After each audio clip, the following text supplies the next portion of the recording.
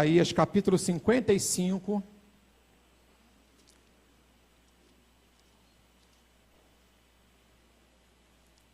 Nós vamos ler versículo 8 e 9.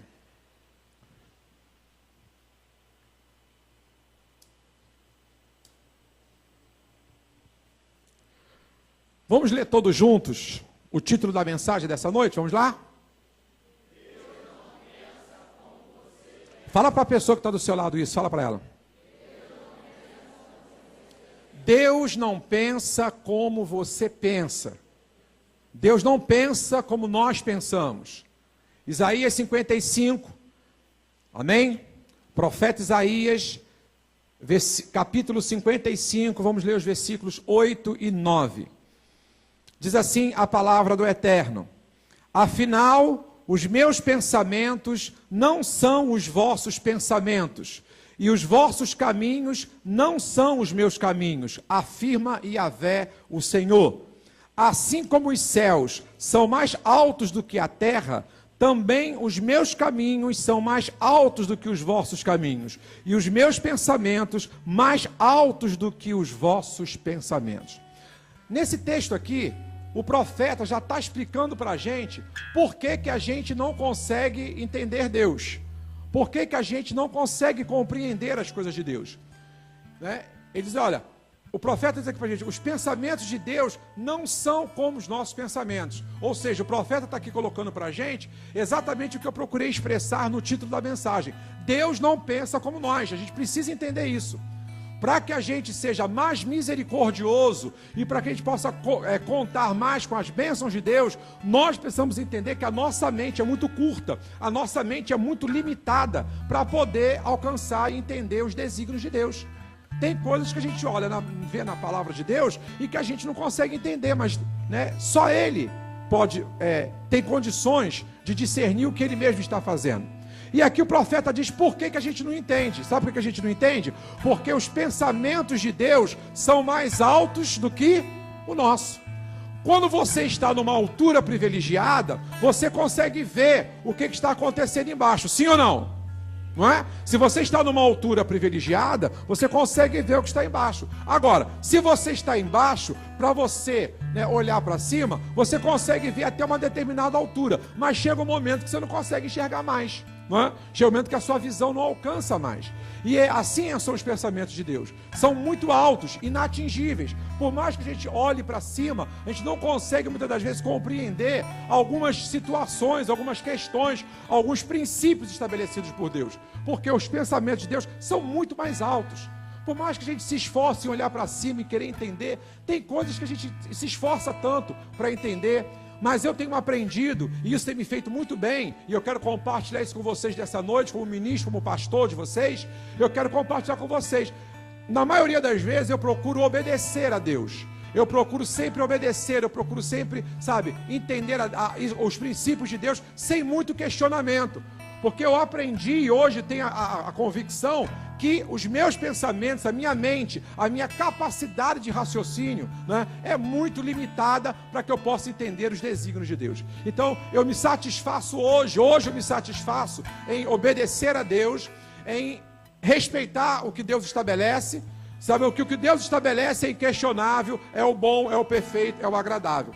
E que não adianta eu querer me esforçar e ficar questionando por quê. Porque primeiro, Deus não tem obrigação nenhuma de me dar satisfação de nada, porque Ele é Deus e eu sou filho, amém? Então não tem obrigação de me dar satisfação de nada. Então eu não entro mais nessa paranoia, que nem muitas das vezes eu já fiquei, né, como pesquisador, como estudioso, querendo entender, mas e isso? Por que é assim? Por que é assado? Nunca me levou a lugar nenhum. A partir do momento que eu assentei no meu coração, obedecer ao Senhor, partindo do princípio que Ele é Deus, que Ele é soberano, que a minha mente é limitada, que jamais vai conseguir alcançar os desígnios do pensamento dEle, e isso tem me trazido muita paz, muito conforto, muita segurança, muito consolo, e tem me deixado muito em paz, amém? E eu espero que você também receba dessa paz dessa noite.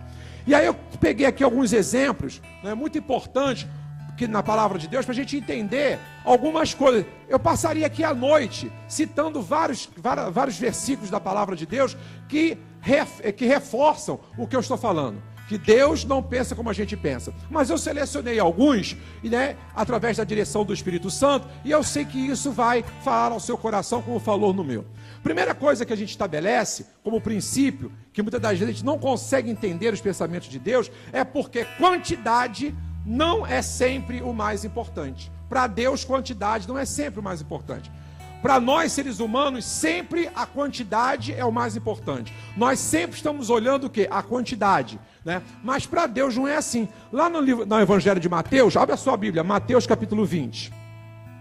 Nós vamos hoje correr um pouquinho pela Bíblia.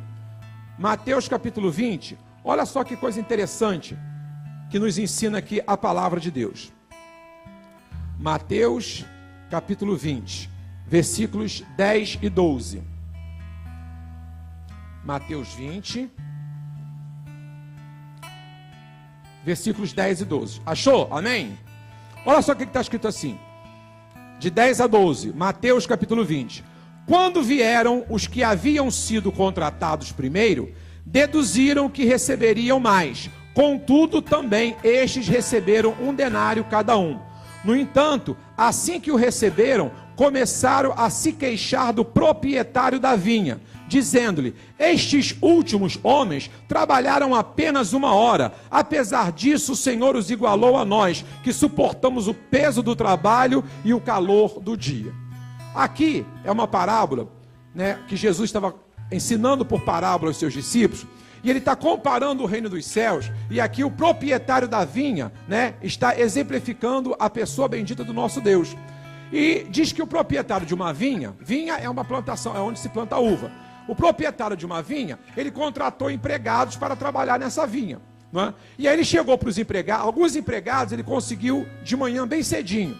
Aí chegou para esses empregados: olha, você vai trabalhar para mim e eu vou te pagar X, amém? Amém. Eu quero que vocês trabalhem para mim, na minha vinha, ajudando a plantar uva, a colher uva. Vocês vão trabalhar durante um dia e vão ganhar X reais. Amém? Amém. Vamos lá. Estavam querendo trabalhar, foram trabalhar. Outros trabalhadores, ele conseguiu já no final do dia. Já estava faltando somente 1 hora para terminar o horário de trabalho. E alguns trabalhadores, ele conseguiu, o horário de trabalho terminava 5 horas da tarde, né, 6 horas da tarde, hora que terminou o trabalho do judeu. Outros chegaram somente 5 horas da tarde. Ou seja, quem estava lá desde 9 horas da manhã trabalhando, né, estava lá o dia todo trabalhando. E aí foi ajustado que eles ganhariam X reais. E eles aceitaram, e aí o proprietário pagou aquilo que combinou. Só que alguns trabalhadores, o proprietário da vinha, ele recrutou alguns trabalhadores, eram 5 horas da tarde, e colocou eles para trabalhar também. Só que esses trabalhadores só trabalharam de 5 às 6. E na hora de receberam a mesma coisa. Olha, gente, humanamente pensando, uma bruta injustiça. É ou não é? É uma bruta injustiça isso. No nosso pensamento humano, logístico, racional, isso não tem cabimento. Eu estou trabalhando desde 9 horas da manhã. Trabalhei de 9 da manhã até as 6 horas da tarde. Recebo X reais, 1 denário. Não é? Agora, outros trabalhadores que começaram a trabalhar às 5, só trabalharam de 5 às 6, vão receber o mesmo que eu. E aí aqui a parábola diz que esses trabalhadores que começaram a trabalhar desde as 9 horas, eles se levantaram contra o proprietário da vinha. Não, está errado. O que você fez não está certo. Aí o proprietário da vinha perguntou: escuta aqui, o que eu combinei com vocês? Eu combinei que se vocês queriam trabalhar para mim e que vocês ganhariam 1 denário. Quanto é que eu paguei a vocês? 1 denário. Estão reclamando de quê? Eu paguei a vocês o que eu combinei. Agora, esses que chegaram 5 horas da tarde, eu também quis pagar isso. Eu também combinei isso. E qual é o problema? Se o dinheiro é meu, quem está pagando o salário sou eu. O que eu acertei com vocês, eu estou cumprindo. Então, olha só, por quê? Porque na mentalidade humana, quantidade é o fundamental. Só que o que acontece? Né? Essa parábola passa para a gente a intensidade, a qualidade, a intensidade, muitas das vezes faz a diferença. Quem sabe esses trabalhadores que ficaram de 9 horas até 6 horas, né? E os que ficaram de 5 às 6, produziu, às vezes, com muito pouca diferença. Por quê? Porque, de repente, esses de 5 às 6, eles trabalharam com mais amor, trabalharam com mais qualidade, trabalharam com mais intensidade. E aí o que acontece? Mas isso na lógica humana, isso não é levado em consideração. Na lógica humana, o que vale? Antiguidade é posto. Não, se eu estou aqui, né, no serviço público é assim. Não é? No quartel é assim. Não, se eu estou aqui, se eu tenho 18 anos, você tem 15, a preferência é minha. Mas na lógica, no pensamento de Deus, não é a quantidade que define, mas sim a intensidade, a qualidade. De repente, esses trabalhadores que trabalharam de 5 às 6, trabalharam somente 1 horinha, produziram com uma qualidade, viveram essa 1 horinha com uma intensidade, com uma paixão, com um amor, com um zelo, que o dono da vinha falou: vocês merecem ganhar a mesma coisa. Porque o dono da vinha tem a condição, e o dono da vinha aqui representa o nosso Deus. Deus tem a capacidade de julgar o que nós não temos. Muitas das vezes nós queremos fazer o papel de Deus, queremos ser julgadores e julgar as coisas. Não é? Mas o único que tem condição de fazer o julgamento justo, correto e perfeito é Deus. Por isso que o nosso papel como filhos é sempre de deixar na mão de Deus para que Ele julgue as coisas, porque Ele é perfeito. Ele consegue ver coisas que nós não conseguimos ver. Não é? O proprietário da vinha conseguiu ver a intensidade, a qualificação, né? O amor, o zelo, o empenho, embora 1 hora só de trabalho, mas com muito amor, com muita intensidade. E a gente muitas das vezes, a gente se prende muito à questão da quantidade. Para a gente o que importa é a quantidade. Por isso que a gente começa a entender aqui, nesse princípio, que a gente pensa diferente de Deus.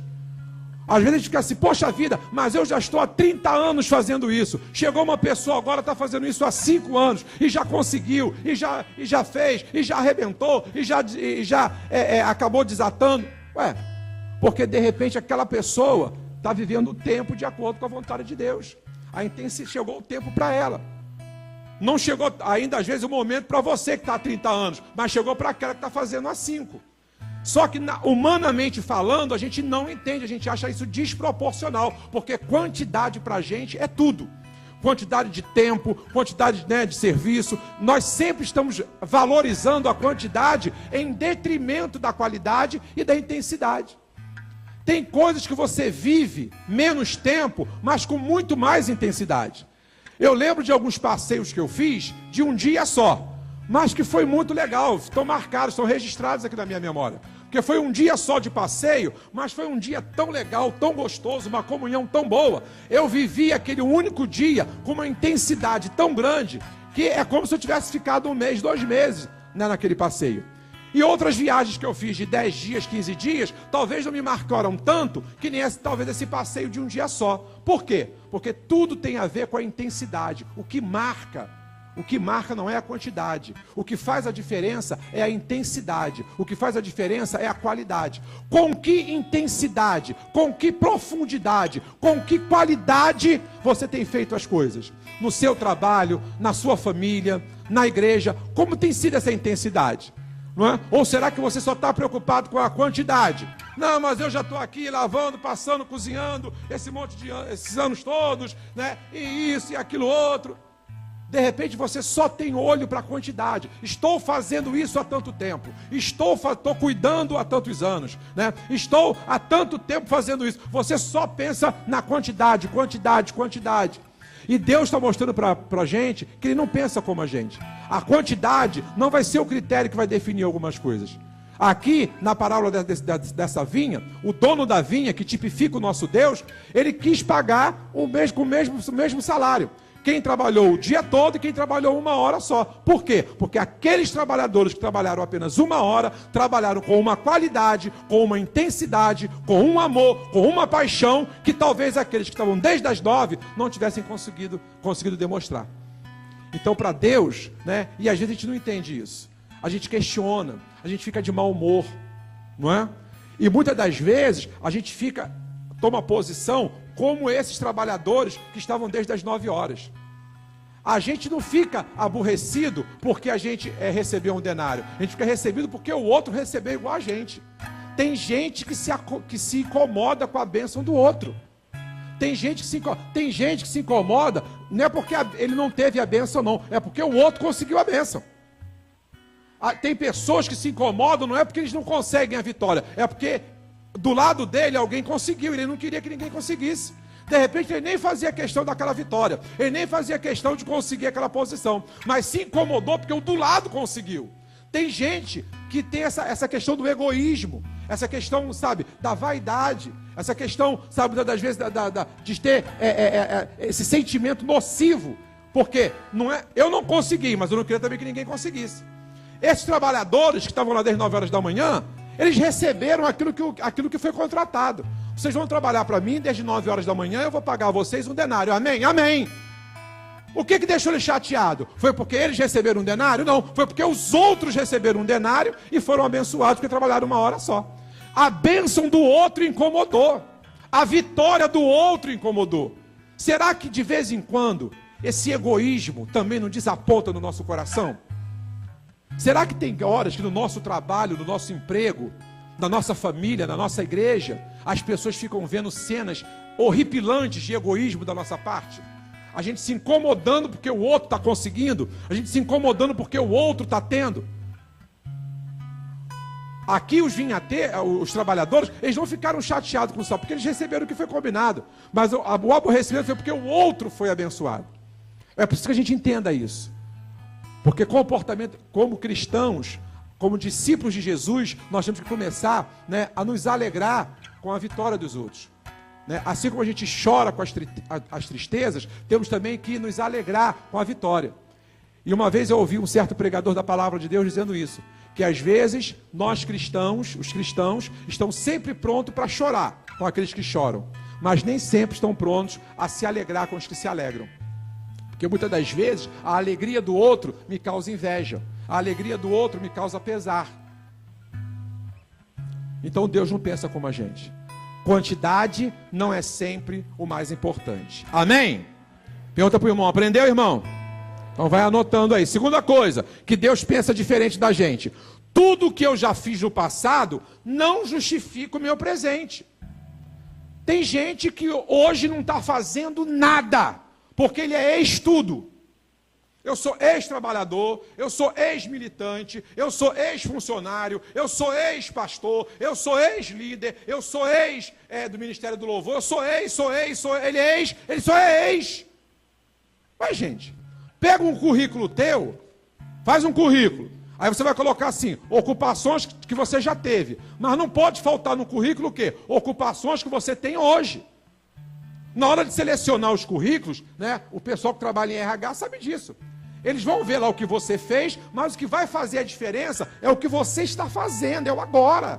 E tem gente que quer justificar sempre, não, mas eu já fiz. Ah, eu já fiz muito. Não, eu não quero mais. Não, eu não quero ser líder de célula porque eu já trabalhei bastante. Eu já ajudei muito na igreja. Não, eu não quero assumir responsabilidade nenhuma porque eu já fiz muita coisa. Porque eu já fiz isso, eu já fiz aquilo. Aí começa a enumerar. Tem gente que quando vai contar suas experiências, só tem experiência passada para contar. Ô irmão, peraí, gente. O que você está fazendo agora? O que justifica é o presente. Olha o que está lá em Mateus capítulo 7. Vira a página da Bíblia um pouquinho para frente. Mateus capítulo 7. Olha que coisa interessante. Versículo 22 e 23. Diga para a pessoa do seu lado, o que você fez foi bom, mas o que você está fazendo é melhor. Tá? O que você fez foi bom, mas o que você está fazendo é melhor. Amém? Então, olha só, Mateus capítulo 7, versículo 22 e 23. Também são palavras de Jesus. Muitos dirão a mim naquele dia, Senhor, não temos nós profetizamos em teu nome, nós expulsamos demônios em teu nome nós realizamos milagres. Eles só estão se apresentando e falando para Deus aquilo que eles fizeram, né? Aqui Jesus está falando do dia, do nosso encontro, do nosso tete a tete, da nossa prestação de conta com Deus. Aí Jesus contando, né, está aqui explicando esse momento para a gente. Ele fala, ó, muitos, no dia que se encontrarem com Deus, vai começar a querer também lembrar, querer puxar o histórico do passado. Em teu nome eu expulsei demônio, em teu nome eu profetizei, em teu nome eu fiz isso, em teu nome eu fiz aquilo. Tá bom, filhinho, mas e agora? O que você está fazendo? O que você está fazendo? Não, agora eu estava sentado descansando. Agora eu estava deitado na rede tomando água de coco. Não é? E aí, olha só, que para quem conhece essa passagem, sabe como é que Jesus termina essa passagem aqui. Esses que vivem só dizendo o que fez, o que fez, o que fez, o que fez, e que não estão preocupados com o presente, em estar fazendo agora, em estar servindo agora, em estar com o coração diante de Deus aplanado agora, vão ouvir o que, ó, apartai-vos de mim.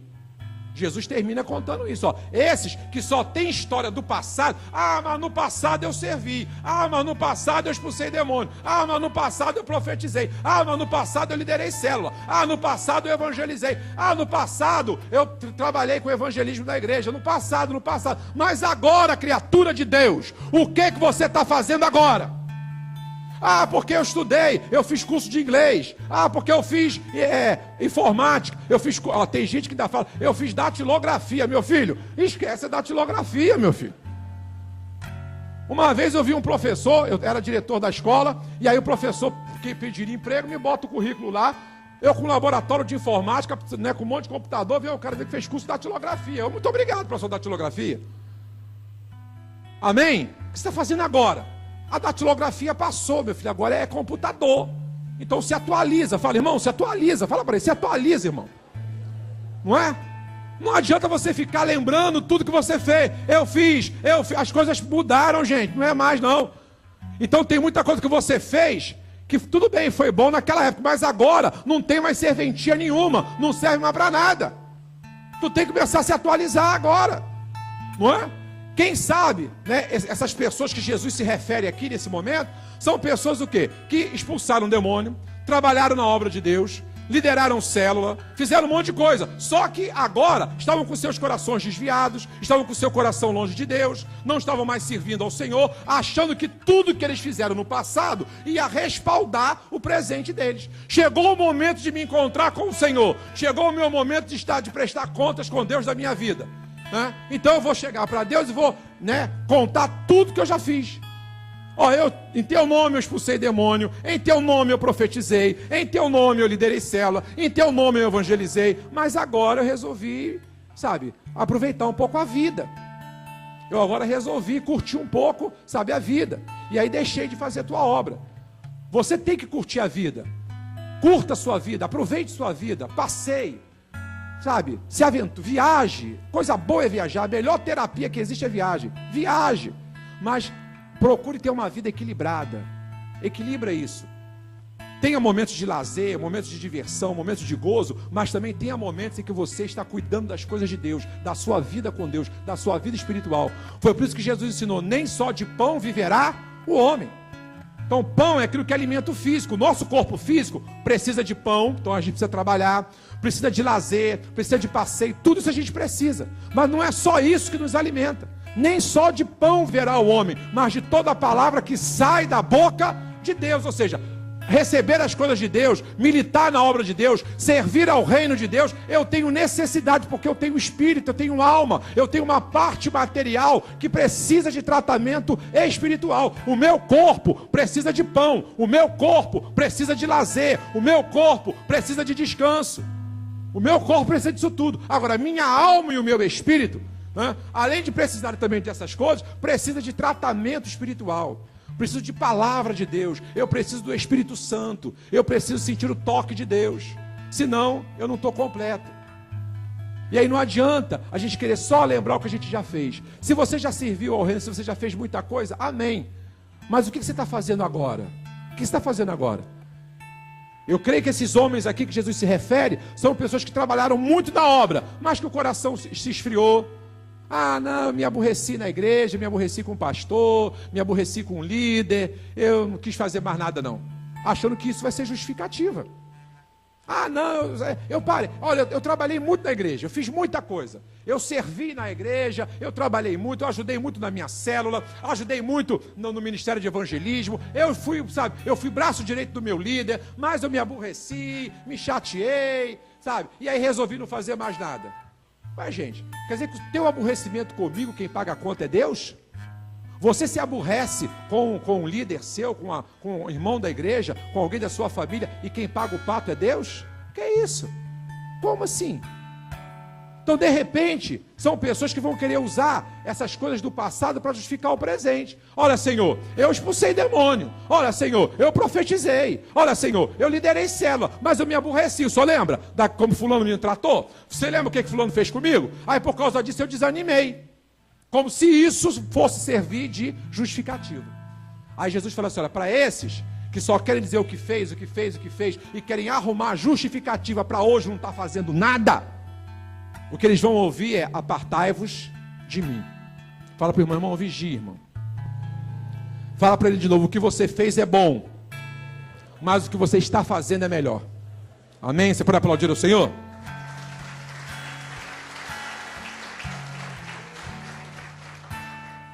Uma outra coisa aí, que o nosso pensamento não casa, não bate com o pensamento de Deus, né?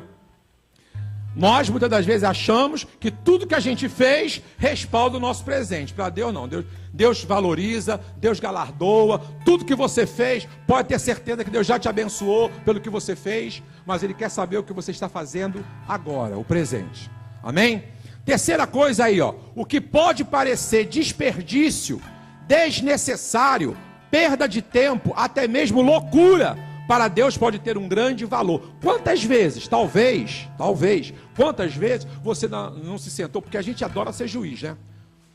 Eu não vejo, gente, não existe. Se você ler a Bíblia, de Gênesis até Apocalipse, em nenhum momento você vai ver Deus te dando autorização para ser juiz. Jesus fez um convite para nós: ser-me-eis o quê? Ser-me-eis o quê? Testemunha. Ser-me-eis o quê? Ser-me-eis o quê? Testemunha. Jesus chamou a gente para testemunhar do seu nome, para evangelizar, falar do seu amor, falar da sua graça. Deus não me chamou para ser juiz de ninguém. E como tem gente que gosta de ser juiz: dá certo, dá errado, vai para o inferno, vai para o céu. Que é isso, gente? Quem te deu essa autoridade? Você agora se sentou do lado de Deus agora? Vai para o inferno. Isso vai para o inferno. E fez tatuagem? Vai para o inferno. Cortou cabelo? Vai para o inferno. Eu não sei que história é essa, eu não sei de onde esse pessoal tirou isso. Sabe o que é isso? É a religiosidade. É o que a religião distorcida fez com as pessoas. A mente religiosa. A nossa mente não é religiosa, a nossa mente tem que ser uma mente cristã. Uma mente de discípulo de Jesus. Jesus ensinou a gente a fazer isso? Amém? Ensinou? Sim ou não? Não. Aonde você aprende na Bíblia, Jesus dando a você condição de julgar, dizendo quem vai para o céu, quem vai para o inferno? Aonde você encontra na Bíblia, Deus te dando autorização, Jesus, que é o nosso mestre, e nós somos discípulos dele, dando a você autorização de julgar o que está certo e está errado? Não. Ele manda você pregar, prega a palavra, ensina os princípios dele e deixa com a pessoa.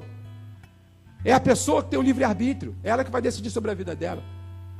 Mas nós somos peritos, muitas das vezes, em querermos tomar a posição de juiz. Olha, o que essa pessoa está fazendo é loucura. O quê? Isso é loucura. Construir um templo num terreno que ainda não está comprado, isso é uma doideira, isso é loucura, gente. Esse pastor não está bom da cabeça não, está bom do quengo não. Não é? Quantas vezes a gente tem a mania de querer julgar? Isso é um desperdício. Não faria uma coisa dessa? Uma vez um amigo perguntou assim: você dá 10% para a igreja? Dou. Aí eu falei: não. Falei: você dá? Não, eu dou mais que 10%. Eu já acho 10% muita coisa, porque tem gente que acha isso. Acho que a gente está dando, eu não estou dando nada. Eu estou devolvendo aquilo que o Senhor me dá. Quando eu dou o meu dízimo, quando eu dou minha primícia, eu estou devolvendo aquilo que Deus me deu primeiro. Quem me deu foi Ele, não foi eu que estou dando a Ele nada. Ele é o dono do ouro e da prata. Eu estou simplesmente devolvendo a Ele aquilo que é dele. O dízimo, para que a obra dele possa ser sustentada e financiada. E aí tem gente que acha loucura. Eu já falei aqui para vocês que são discípulos das 7, eu falei: não conversa sobre dízimo com ninguém. Não conversa. Você é dizimista, começou a entrar em discussão, não discute. Para que discutir? Não é? Porque tem coisa que algumas pessoas acham que é desperdício, porque elas não têm um entendimento. Aqui, ó, gente, isso aconteceu com Jesus. Abra a sua Bíblia, Marcos 14. Logo depois de Mateus. Marcos capítulo 14, olha só o que está escrito, coisa muito interessante aí. Marcos 14, nós vamos ler o versículo de 3 a 6. Marcos 14.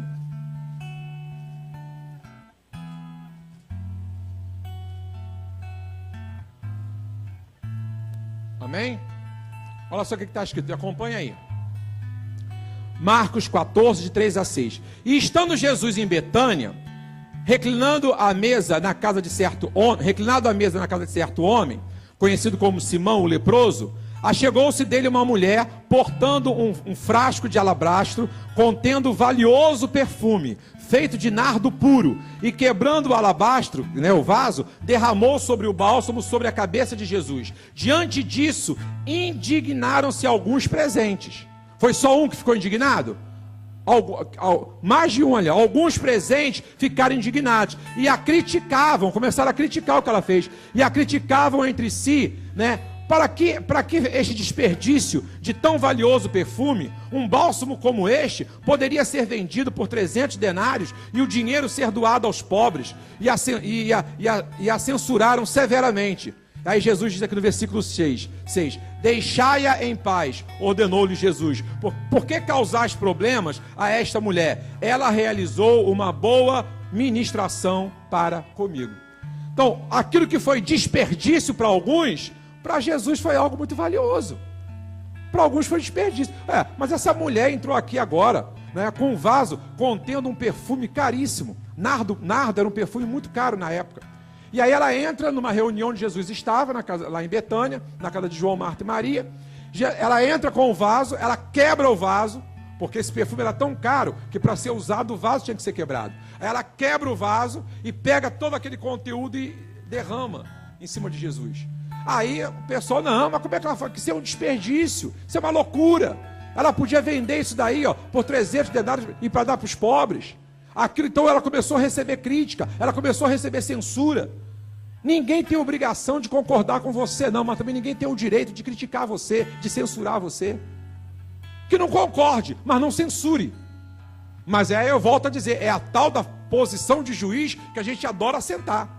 A gente adora vestir uma toga, e se sentar na posição de juiz, isso é loucura, isso é desperdício. Eu não faria uma coisa dessa, não é? Às vezes a pessoa quer ousar, quer fazer um empreendimento. Eu vou te contar, como é que fez uma coisa dessa? Eu me lembro, agora foi essa semana, eu fui num bar que tem perto da minha casa, no bairro Grande Rio. Alguns aqui devem conhecer, o famoso peixe do filhinho. Quem conhece o peixe do filhinho? O peixe do filhinho, aquele filhinho, eu comprava roupa na Flor de Maio com ele. Ele era vendedor de roupa. Na época que eu tinha 160 quilos, vocês lembram? Alguns aqui lembram. Quando eu tinha 160 quilos, eu só podia comprar roupa em Nova Iguaçu, na Flor de Maio, porque era uma loja de roupa especial. Porque para gordo eu só encontrava preto e cinza, só roupa preta e cinza. Eu não sei por que eles acham que gordo só gosta de... Então era só roupa preta e cinza. Aí eu ia na Flor de Maio, porque lá tinha de tudo quanto era cor. Lá era uma loja que vendia roupa tinha roupa de todos os tamanhos. Mas tinha umas roupas para gordo bonitinha, umas calças legalzinhas, coisa e tal. Porque tudo quanto é lugar que eu ia, meu número era 66 que eu vestia, Tem número, tamanho especial. Qual é o número? 66. Falava rápido assim, Qual é o número? 66. Tem sim. Você tem uma calça marrom? Não, só tem preto e cinza. Mas, gente, sabe porque eu sou gordo, eu posso vestir preto e cinza? Não posso vestir um azul, um amarelo, um marrom, não é? Aí esse homem que hoje é dono do bar do filhinho, ele era vendedor de roupa, eu comprava roupa lá com ele. Aí eu fui lá com o meu genro, nós fomos lá, e aí quando ele não me lembrou, é evidente que ele não lembrou de mim. Aí quando eu cheguei lá, eu falei, rapaz, eu vou acender sua memória, eu comprava roupa com você na Flor de Maio.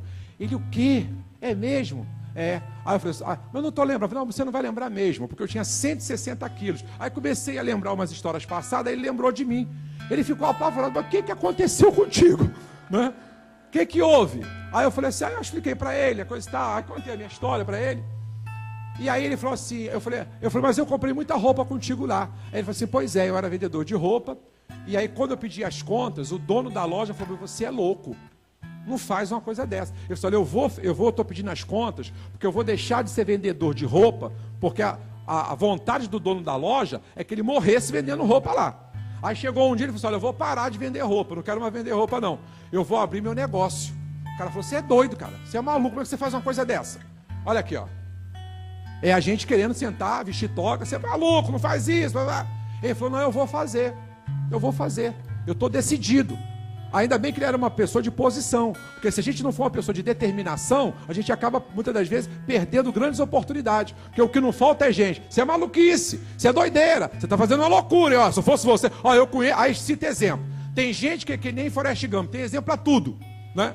Não, porque eu conheci um rapaz que tentou fazer isso e deu mal. Eu conheci um que fez isso e arrebentou, não é? Porque sempre tem um para querer contar uma história triste, para desanimar, para puxar você para trás. E aí o chefe dele falou, rapaz, não faz isso. Você vai perder, você tem aqui, parece que mais de 20 anos que ele já estava, mais de 20 anos vendendo roupa aqui, você vai sair daqui para abrir um negócio assim, vou. E ele pediu as contas, foi mandado embora, pegou o fundo de garantia dele, começou a fazer peixe na casa dele, sexta-feira. Esse peixe dele, gente, eu trabalho na Universidade Estácio de Sá, lá aqui em Nova Iguaçu. E aí muitos professores moram no Recreio dos Bandeirantes. E aí conversando uma vez lá com o pessoal, Jorge, você mora por aqui? Ele mora. Você mora onde? Eu moro aqui no bairro Grande Rio. Mas não é no Grande Rio Shopping, não. É o bairro Grande Rio onde tem a Vila Olímpica. Ah, eu conheço. É onde tem o peixe do filhinho. Ó, gente que vem lá do Recreio dos Bandeirantes comer peixe do filhinho. Você passa lá, se você passar lá agora, tá assim de gente, ó, comendo peixe. Tem aquele monte de carro também atrapalhando a rua, mas deixa pra lá, né? Tá assim, ó, cheio de gente. Mas sabe o que é isso? Porque ele não se deixou influenciar por alguém que julgou que o que ele estava fazendo era loucura. Se ele fosse atrás da sugestão, isso é loucura, isso é maluquice, faz isso não. Mas ele teve ousadia, ele pediu as contas e hoje ele vive disso. E o negócio dele é muito próspero. A hora que você passa lá, hoje ele se dá o luxo, ele não abre segunda-feira, não abre terça-feira, ele abre de quarta a domingo. Mas por quê? Porque ele foi determinado. Porque não faltou quem aparecesse para dizer, você é loucura o que você vai fazer.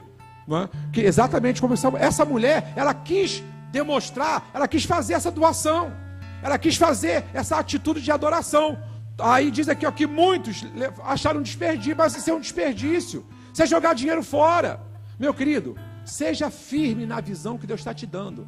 Seja firme no propósito que Deus está te dando. Deixa todo mundo achar loucura. Deixa todo mundo achar desperdício. Deixa todo mundo achar desnecessário. Mas se Deus está te dando uma convicção, vai firme nela, porque você vai ser abençoado em nome de Jesus. Você pode aplaudir o Senhor?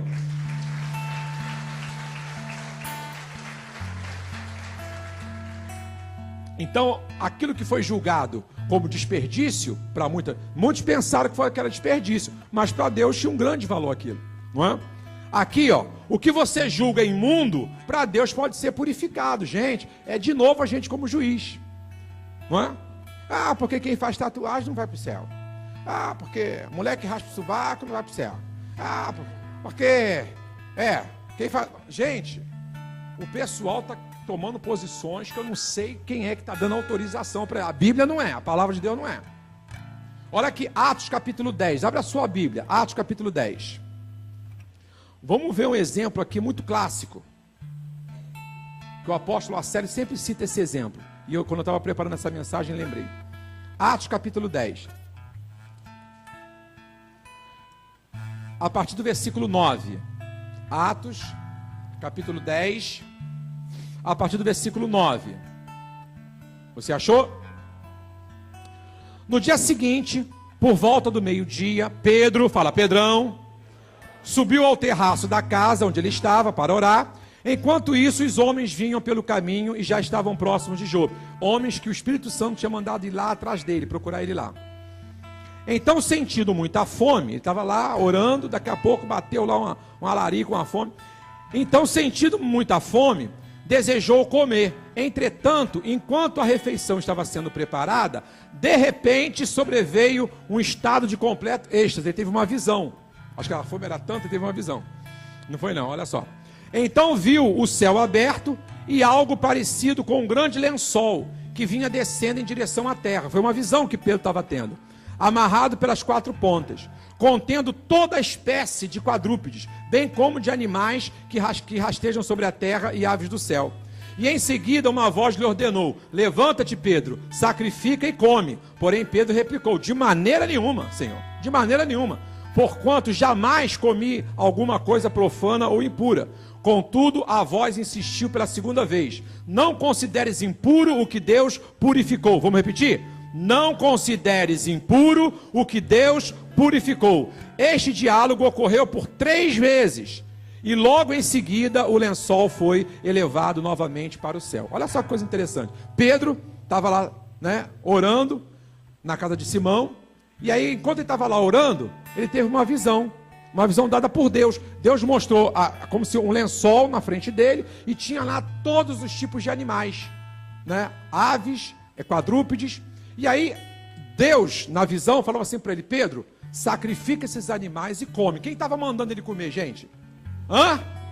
Quem estava mandando? Deus. Deus falou: Pedro, sacrifica e come. Aí Pedro, opa, nananina não. Pedro discutiu com Deus: não, o senhor não conhece Levítico, não? O senhor não sabe, olha aqui, o senhor não sabe que lá na lei a gente não pode comer sangue, comer animal quadrúpedes? A gente não pode comer alguns tipos de animais? Animais que são, e tinha alguns animais que eram considerados imundos, como porco. A gente não pode comer isso, não.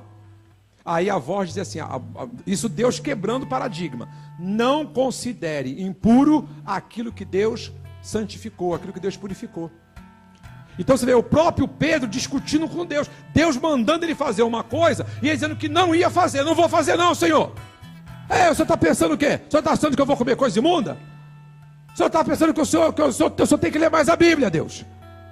Só faltou essa. Porque tem gente que é tão boa que está assim, ó, batendo cabeça quase com Deus. Porque se sente numa posição tão assim, tão à vontade para julgar, para condenar, para apontar o dedo, que eu não sei de onde vem isso, não é?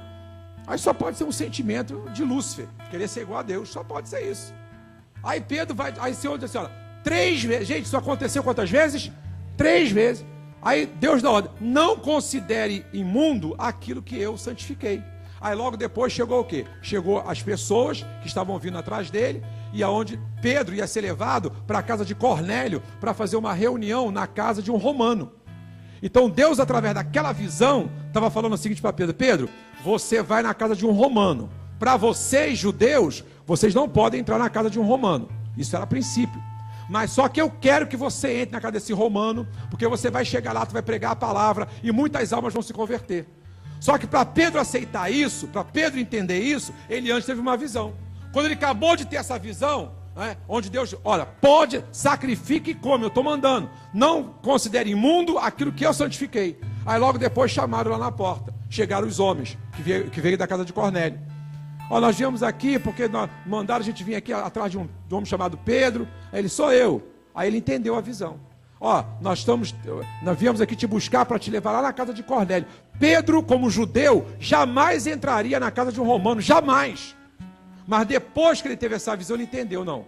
A lei judaica, os costumes judaicos, as tradições judaicas, diz que eu, judeu, não posso entrar na casa de um romano. Mas se Deus está consagrando, se Deus está santificando, eu vou lá.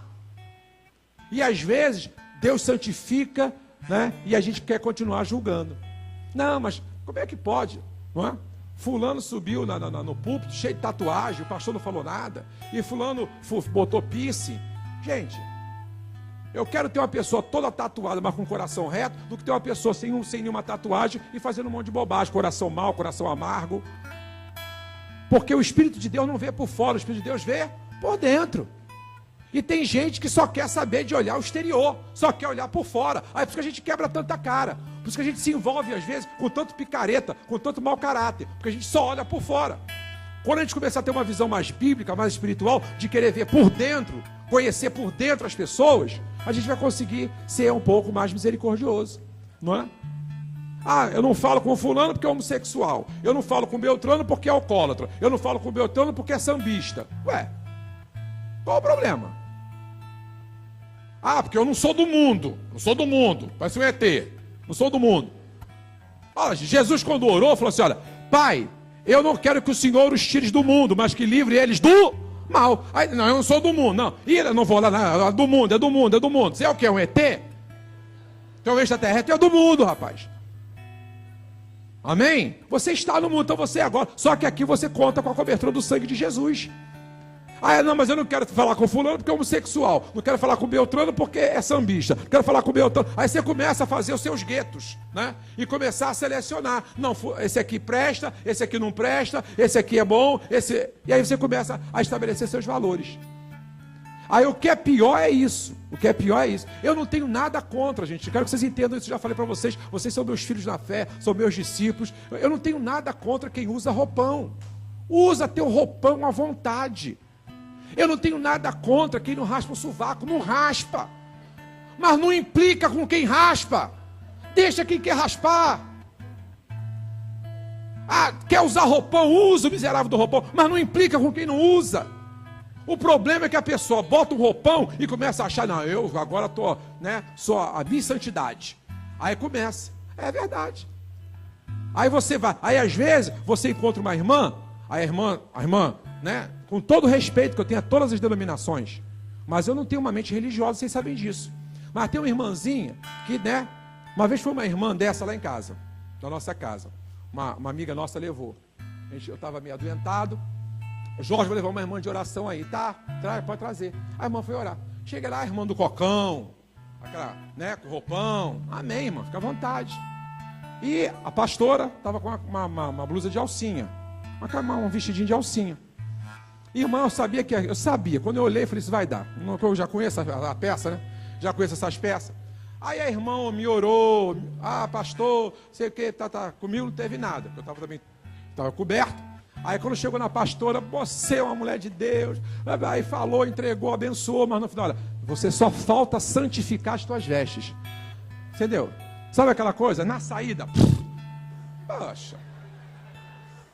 Peraí, gente. Quer dizer que porque está com uma blusinha de alcinha, a veste não está santificada? O irmão aqui, eu não sei, eu me esqueci, acho que foi o Mateus, não foi você, Mateus? Foi para o monte de bermuda? A irmã orou, irmão, você está no bem, mas ó, você está com calça rasgada. Ó, tu tá de bermuda. Mas, gente, são essas coisas. Mas por quê? Eu não tenho nada contra a quem guarda seus costumes, a quem acha que tudo bem, mas não implica com quem não faz. Eu, não uso terno e gravata, mas respeito quem usa. Agora, me respeita na minha posição. Eu sirvo a Deus com liberdade, meu coração está no Senhor. Eu estou aqui servindo ao Senhor, não estou de terno e gravata, mas a minha alma está rendida a Deus. Então quem usa não implica comigo que não uso, porque eu não implico com quem usa. Amém? Então aquilo que Deus consagra, a gente não tem que estar julgando imundo. E às vezes a gente tem essa mania, não, porque fulano cortou o cabelo, caiu da graça. E porque fulano agora fez tatuagem, botou piercing. Aí a gente começa a querer botar um monte de regrinha, coisas que não existem, um monte de picuinha, um monte de bobagem. Pessoas que estão com a vida no altar, com vida consagrada, pagando o preço de santidade, lutando contra o pecado, e você dizendo que a pessoa não presta porque tem uma tatuagem. Dá vontade de pegar a tua linguinha assim, puxar e dar uma cortada, para parar de falar bobagem, não é? Gente, às vezes com vida no altar.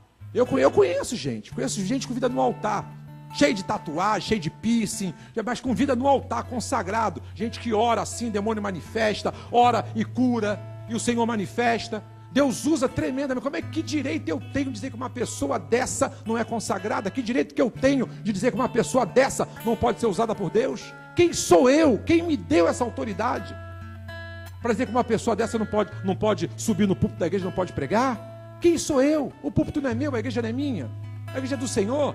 Eu estou aqui que nem uma mula. Como é que eu vou estar querendo dizer que não, que é sujo aquilo que Deus consagrou, aquilo que Deus está usando? Vidas pagando preço. Amém? Olha outra coisa que não bate também. Alguém incapaz para os homens pode se tornar um grande líder para Deus. Olha, irmãos, eu duvido que alguém aqui quisesse Pedro para trabalhar com ele. Porque Pedro era enjoado. Primeiro, não era um homem instruído, era um pescador. Ele não era. Porque querer Paulo para trabalhar, todo mundo queria. Porque Paulo era um intelectual.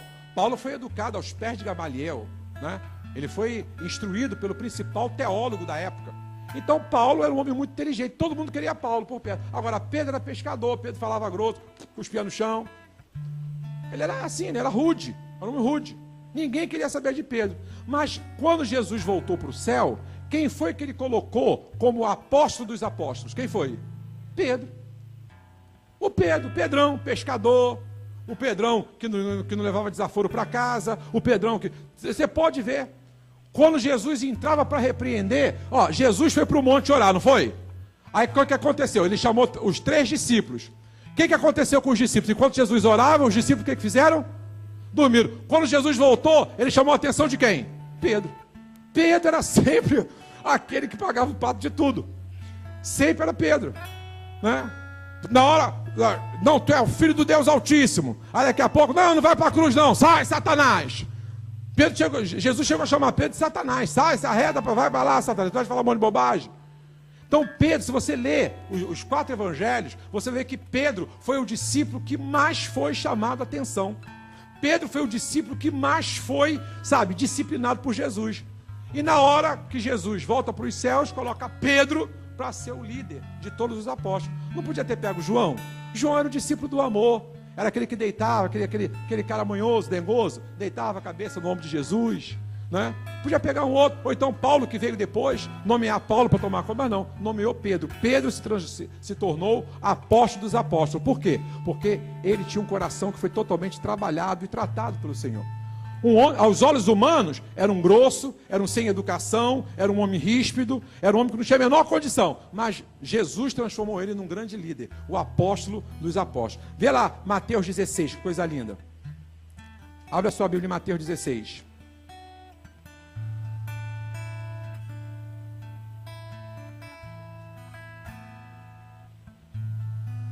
Mateus 16, versículo 17 e 18. Ao que Jesus lhe afirmou: abençoado és tu, Simão, filho de Jonas, pois isso não foi revelado a ti por carne ou sangue, mas pelo meu Pai que está nos céus. Da mesma maneira eu te digo que tu és Pedro, e sobre esta pedra edificarei a minha igreja, e as portas do inferno não prevalecerão contra ela. Está falando de Pedro aqui, ó. O discípulo que foi mais chamado a atenção, o discípulo que foi mais repreendido. Justamente é a ele que o Senhor coloca ali representando a igreja. Aqui nesse momento, Pedro estava representando todos nós hoje, o apóstolo dos apóstolos, né? O pai de todos os discípulos. Deus estabelece Pedro, Jesus coloca Pedro, né? Olha, eu vou voltar para o céu, eu vou voltar para junto do Pai, e Pedro ficou aqui constituído como líder de todos os apóstolos. Um homem que com certeza, do jeito que ele era grosso, né? Não tinha instrução, era um homem ríspido, né? Era um homem que não levava desaforo para casa. Ele disse, uma vez ele discutiu com Paulo.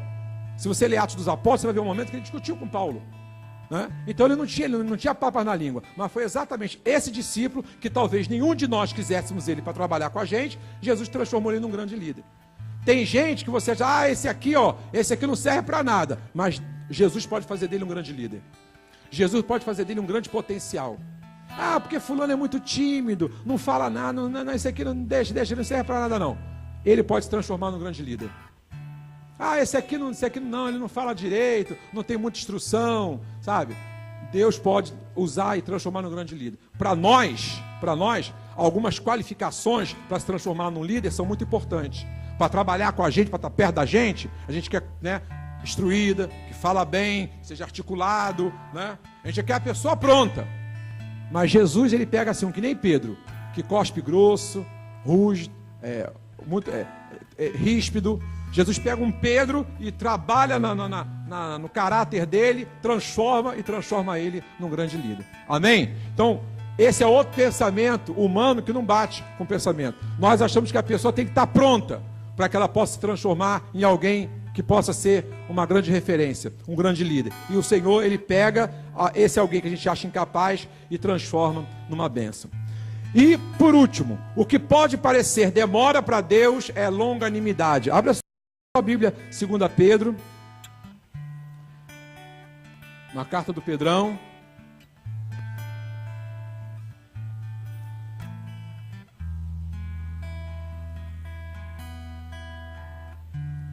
Segunda Pedro, capítulo 3, versículos 8 e 9. Segunda carta de Pedro, capítulo 3, versos 8 e 9 diz assim: amém? Contudo, amados, há um princípio que não deveis esquecer, que para o Senhor um dia é como 1000 anos, e 1000 anos como um dia. O nosso tempo é totalmente diferente do tempo de Deus. A gente acha que está demorando muito, para Deus não está demorando nada, não é? Olha o versículo 9: O Senhor não se atrasa em cumprir a sua promessa. A gente pensa que Deus está atrasado. O que Deus prometeu para a minha vida até hoje não aconteceu. Ainda não aconteceu, a minha promessa não chegou. Você acha que Deus está atrasado, mas Deus está dentro do tempo dele, porque não há atraso no tempo de Deus. Não há atraso. O tempo de Deus não é o tempo cronológico. O tempo de Deus é o kairos, é o perfeito. Por isso que Deus é longânimo, porque está esperando que chegue a hora certa, o momento pleno, para que a coisa possa acontecer, para que aconteça de maneira que te abençoe e não que prejudique você. É isso que Pedro diz aqui, ó. O Senhor não se atrasa em cumprir a sua promessa, como julgam alguns. Alguns acham que Deus se atrasa, alguns acham que Deus demora. Só ele diz, ó, pelo contrário, ele é extremamente paciente para convosco, não querendo que ninguém pereça, mas que todos cheguem ao arrependimento. Então, se ainda não chegou, não é porque Deus está atrasado, é porque não chegou o momento certo. Porque no momento certo, vai chegar na tua vida, vai te abençoar, vai abençoar outras vidas através de você, não vai te fazer mal. Tem coisa que Deus ainda não te deu, porque você não está preparado para receber. Você sabia? Tem coisa que se Deus te der hoje, você desvia amanhã da igreja. Sabia disso? É. Tem coisa, Deus conhece você por dentro. Ele sabe que se te der alguma coisa, você não está preparado ainda para receber, e tu vai ficar bobão com o que está recebendo, ou vaidoso, e vai acabar se desviando da presença dele. Então tudo acontece, para a gente demora, está demorando a acontecer o que Deus me prometeu, está demorando a acontecer, né, o que eu orei, eu fiz campanha, eu fiz voto, está demorando a acontecer, não está demorando, está no tempo de Deus, que é o tempo perfeito. Na hora certa vai chegar, no tempo certo de Deus, mas o tempo certo não é o nosso, o tempo certo é o de Deus. É o kairos. Vai chegar na hora que você estiver preparado para receber. Vai chegar na hora que vai abençoar a sua vida e vai abençoar através de você. Deus não se atrasa. A gente pode pensar que é atraso, que Deus está atrasado, mas não está. Deus é paciente, é longânimo. Ele está esperando tudo acontecer no tempo certo para só ser vitória, só ser bênção na sua vida. Amém? Você pode aplaudir o Senhor? Ministério de Louvor, pode vir aqui para frente. E eu queria terminar, gente, vamos ficar de pé, com essa palavra lá de Jeremias.